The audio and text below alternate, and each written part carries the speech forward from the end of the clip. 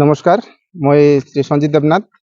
মই সামাজিক মাধ্যমত এইটোৱে ক'ব বিচাৰিছোঁ যে যোৱা 12 তাৰিখ সন্ধিয়া 7মান বজাত মই মোৰ বিশেষ কাৰণত মই বাছগাঁৱৰ পৰা মই বিদ্যাপুৰ দিশত মই গৈ আছোঁ।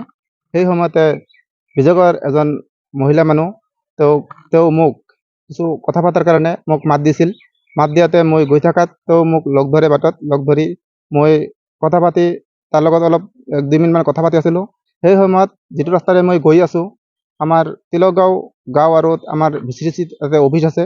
VCDC অফিচৰ সন্মুখতে যাতে এইটো পাকা ৰাস্তাটো বেয়া, তাতে ডাঙৰ ডাঙৰ গাড়ী গৈ আছে, ডাম্পাৰ ডাঙৰ গাড়ী গৈ আছে, তাতে ধূলা বালি ৰাস্তাত। তাতে আমি অলপ ছাইড হৈ গাড়ীটো ৰাখি 2 মিনিটমান তাতে কথা পাতি আছিলোঁ। সেই সময়তে 2-3জনমান ল'ৰা মোক নেদেখা কৰি মোৰ বাওঁফালে আহি মোক আগুৰি ধৰি আৰু মোৰ স্কুটিৰ চাবিখন কাঢ়ি লৈ মোক বিভিন্ন গালি-গালাজ পাৰে আৰু অশ্লীল ভাষাৰে ব্যৱহাৰ কৰে। তেওঁ মানে আগুৰি ধৰি মোক তাৰ পৰা আহিব দিয়া নাই আৰু সেই আমাৰ লগত যিজন মহিলা মানুহ আছিল তেওঁকো আহিব দিয়া নাই। তেওঁকো বহুত ধৰণৰ গালি-গালাজ পাৰিছে। কিন্তু মই বিশেষ কাৰণত মই বিদ্যাপুৰলৈ মোৰ নিজৰ কামত মই গৈ আছিলোঁ। মই ভাবিছোঁ যে তেওঁ কিবা এটা কথা পাতিব, তেওঁ অলপ 2 মিনিটমান তাতে কথা পাতি মই মোৰ কামত গুচি যাম। কিন্তু তেওঁলোকে মোক কোনো ধৰণৰ সুযোগ দিয়া নাই আহিবলৈ।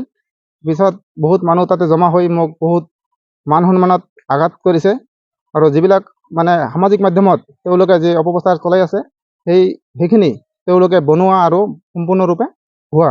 ৰাইজৰ মাজত মই এইখিনি স্পষ্টীকৰণ দিব বিচাৰিছোঁ যে যাতে এইবিলাক ভুৱা অপপ্ৰচাৰ আপোনালোকে গুৰুত্ব নিদিয়ে। মই এইখিনিয়ে আপোনালোকক মানে মোৰ তৰফৰ পৰা আপোনালোকক মই জনাব বিচাৰিছোঁ।